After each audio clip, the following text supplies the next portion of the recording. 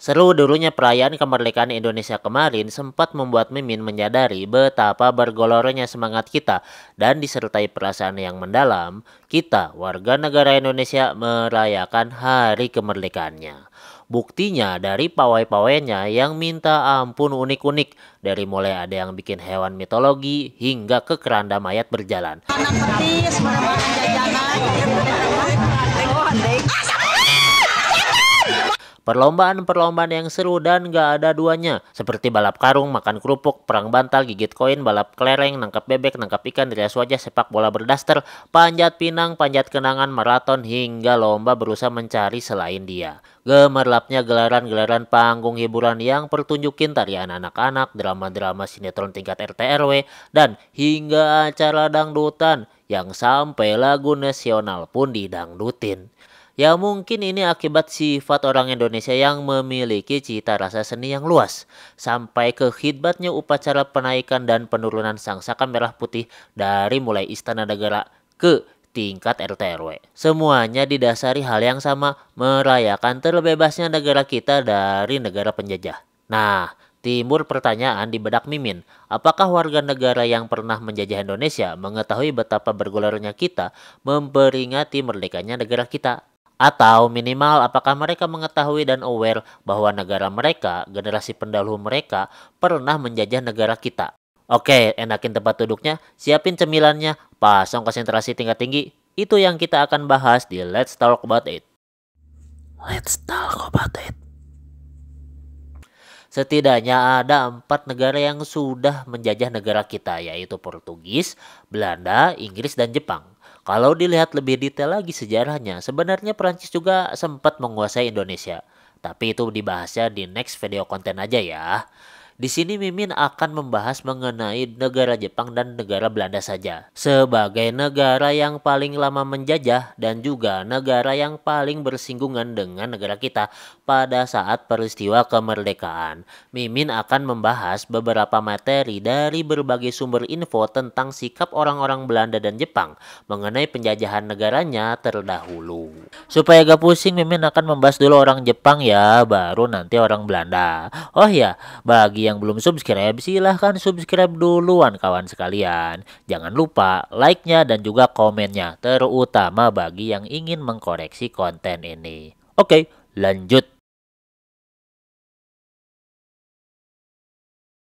Dari berbagai sumber yang Mimin gali, ternyata orang Jepang mayoritas tidak mengetahui mengenai penjajahan Jepang atas Indonesia. Sehingga sikap mereka terhadap kemerdekaan Indonesia ya lempang-lempang aja, biasa-biasa aja. Maka dari itu orang Jepang kebanyakan masih minim pengetahuan tentang Indonesia. Tapi kalau ditanya balik baru nyaut katanya pantainya bagus-bagus banget. Apabila kita dari bangku sekolah sudah dikenalkan dengan negara Jepang dari geografinya hingga sejarahnya di Indonesia, di Jepang sendiri tidak ada pelajaran khusus yang membahas Indonesia. Seperti kita sudah mempelajari hal sejarah yang berkaitan dengan Jepang dari sejak sekolah. Seperti Dokuritsu Junbi Chosakai atau BPUPKI, Dokuritsu Junbi Inkai atau PPKI, Kyodo Boy Gyugun atau peta, Haihyo atau polisi dan tentara pembantu, Uromusa atau pekerja paksa, hingga Jugun Yanfu. Ya, kalau dilanjut kita sudah mengetahui tentang dibomnya Hiroshima Nagasaki, atau nama-nama seperti Laksamana Maeda, Jenderal Imamura, hingga ke Kaisar Hirohito. Berbalik dengan anak sekolah Jepang yang banyak tidak tahu tentang Indonesia. Udah tahu Jakarta ialah ibu kota negara Indonesia juga udah untung. Kecuali Bali, mereka pasti tahu. Kita juga bisa lihat banyak channel yang menayangkan bahwa orang Jepang baru tahu kalau negara mereka pernah menjajah Indonesia. Bahkan termiris-miris melihat footage penjajahan Jepang di Indonesia. Kok demikian? Padahal Jepang menjajah Indonesia tuh buruk dampaknya loh. Untuk bisa menjawabnya, hal yang pertama Min lakukan ialah mencari pernyataan-pernyataan dari veteran perang Jepang. Dari berbagai sumber belum ditemukan veteran perang Jepang yang memberikan pernyataan khusus terhadap kemerdekaan negara-negara yang mereka invasi dulu. Rata-rata dari mereka sudah fokus dengan kehidupan mereka tersendiri. Bahkan ada yang malas banget apabila diajak membahas tentang pengalaman mereka di Perang Dunia Kedua. 日本列を歌いな状態かな。まっちゃんは、まっちゃんほどがいい。嘘だってしまって。暗い時は後ろから11巻で言ってたんだ。 Secara umum, mereka sudah sangat tidak tertarik dan peduli dengan apa yang pernah terjadi dulu. Mungkin karena aib kekalahan sudah menjatuhkan moral generasi veteran perang Jepang. Mirisnya, banyak para veteran perang Jepang malah mengakhiri hidupnya sendiri akibat tidak bisa lepas dari trauma dan dampak negatif yang diderita pasca peperangan. Yang menurut Mimin, veteran perang Jepang melihatnya mereka dikirim untuk menginvasi suatu wilayah di Asia Tenggara atau Pasifik secara umum. Lagi pula fokusnya ya berperang. Jadi ya pas pulang perang masa bodoh tadi dari mana, yang ada dihantui dampak negatif pasca perang. Apabila dari generasi veteran perang tertutup akan info tentang hal-hal itu, bagaimana dengan generasi berikutnya seperti generasi baby boomer gitulah ya, anaknya generasi veteran perang? Yup, pada dasarnya ya sama aja. Rata-rata mereka mengetahui bahwa orang tuanya pernah ditugaskan untuk invasi negara lain, tetapi mereka seolah tak peduli dengan detailnya. Yang penting ortunya selamat balik dan mereka melanjutkan hidup. Mungkin mereka juga tahu tentang perang dunia, penjajahan, kekejaman perang, dan lain-lain. Tapi sowat, mending gawe, dapat duit, kaya raya, bangun negara. Oke, kita perhatiin aja dari kehidupan sosial mereka. Selama ini, apabila diperhatikan, bangsa Jepang lebih fokus untuk keberlangsungan masa depan mereka, seperti meningkatkan perekonomian, mereka fokus untuk menatap dunia yang lebih baik, sehingga generasi mudanya lebih diajari mengenal negara besar, negara yang signifikan membantu Jepang, atau negara pilihan dengan ciri khas tertentu. Sayangnya, Indonesia bukanlah di antara 3 kriteria tadi untuk diperkenalkan ke generasi selanjutnya. Sampai-sampai ya tadi tidak ada di pelajaran sekolah pun dan banyak siswa yang nggak mengenal Indonesia secara detail. Apalagi tentang kemerdekaan Indonesia dari jajahan Jepang. Pemerintah Jepang pun dari masa ke masa terus menutupi apa yang terjadi secara detail di era Perang Dunia Kedua. Ini menjadi aib yang tidak termaafkan bagi bangsa Jepang.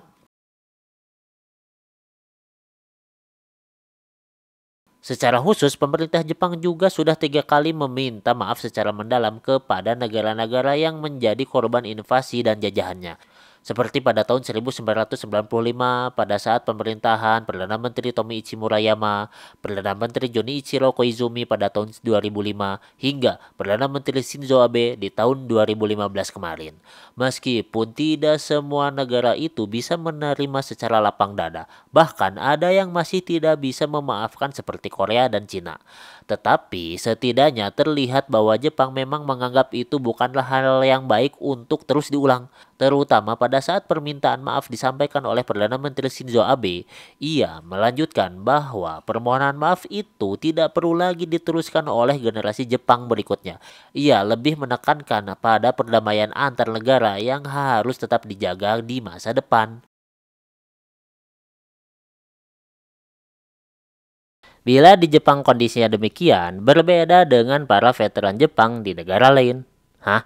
Emang ada veteran Jepang di negara selain Jepang? Ada dong, malah salah satunya di negara kita Indonesia.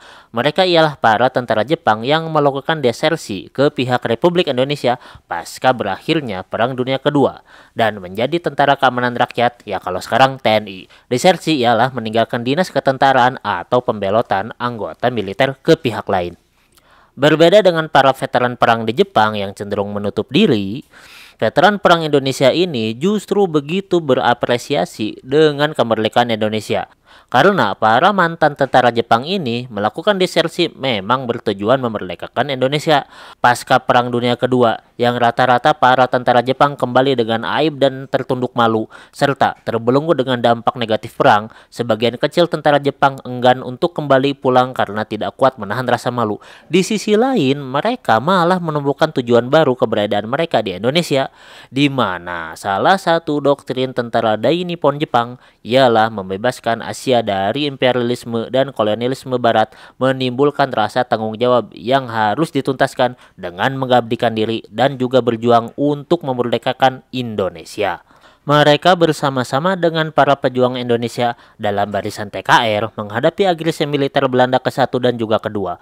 Dan dengan tulus berkorban nyawa, bahkan pasca Indonesia mendapatkan kedaulatannya secara penuh, mereka tetap berada di Indonesia dan menjadi warga negara Indonesia. Menanggalkan status warga Jepang, seolah kehormatan mereka setidaknya terpulihkan pasca Jepang kalah perang, dan jiwa mereka sebagai pejuang bisa tenang bila tinggal di tempat yang mereka berhasil perjuangkan kemerdekaannya. Beneran, kayak jalan hidup samurai itu bener-bener tercermin banget ya. Ingat deh, kalau ada samurai tuannya kalah, dia tuh malu banget sampai lebih baik bundir aja. Meskipun tetap hidup sebagai Ronin, pasti berusaha memulihkan kehormatannya. Mau balas dendam atau mendapatkan tuan baru yang bisa memulihkan kehormatannya. Nah, mereka tuh seperti samurai yang dapat tuan dan tujuan baru yang memulihkan kehormatan mereka. Di tahun 1982, Yayasan Persaudaraan Jepang Indonesia yang mengurusi dan mendata veteran Jepang di Indonesia mencatat setidaknya ada 1.000 tentara Jepang yang melakukan desersi ke Indonesia. 400 veteran diantaranya sudah meninggal dunia, 300 veteran memutuskan kembali ke Jepang, dan 300 veteran sisanya memutuskan tinggal di Indonesia. Mereka yang memutuskan tinggal menurut Mimin sih benar-benar melakukan pengorbanan besar, meninggalkan sanak saudaranya di Jepang dan menanggalkan kewarganegaraan Jepang. Ya karena sih di tahun 1980 aja Jepang sudah jadi negara baju. Kasarnya di sana kesejahteraannya lebih terjamin, tetapi mereka tetap menjadi warga negara Indonesia dengan segala keterbatasan dan kekurangannya. Rata-rata veteran ini di Indonesia bekerja di berbagai sektor, tapi mereka semua pasti sudah tergabung dalam Kesatuan Veteran Indonesia di bawah naungan lembaga militer terkait. Dapat tunjangan layaknya veteran Indonesia lainnya, meskipun ya tidak selayak di Jepang kali ya. Bagi Mimin sih ya mereka ini salah satu pejuang kita juga ya, pahlawan kita juga. Ya kita juga tidak bisa melupakan jasa-jasa dan pengorbanan mereka. Layaknya kita menghargai pengorbanan dan juga jasa-jasa pahlawan kita yang lain.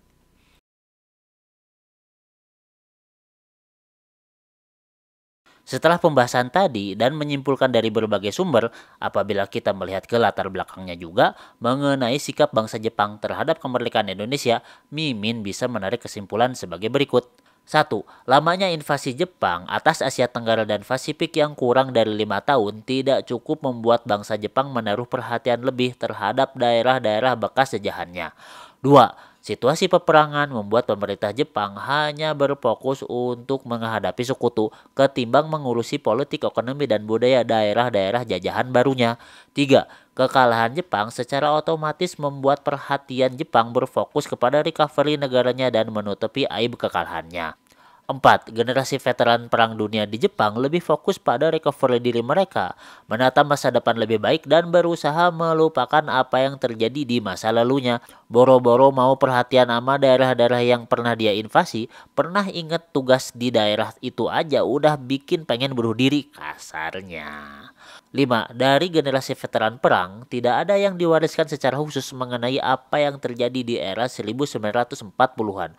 Generasi seterusnya seperti baby boomer, milenial, generasi Z, dan lain-lain lebih fokus untuk dididik membangun perekonomian negaranya ketimbang mengingat dosa dan aib masa lalu negaranya. Keenam, satu-satunya apresiasi bagi kemerdekaan Indonesia datang dari para veteran mantan tentara Jepang yang melakukan desersi ke Indonesia. Kontennya dah dulu ya. Untuk tanggapan orang Belanda tentang kemerdekaan Indonesia di part 2 aja ya. Kepanjangan nih durasi videonya. Takutnya kawan-kawan sekalian udah jenuh dan gak nyaman lagi nyimak konten Mimin. Pokoknya segera Mimin upload. Akhir kata wassalamualaikum warahmatullahi wabarakatuh. Stay tune terus di Let's Talk About It.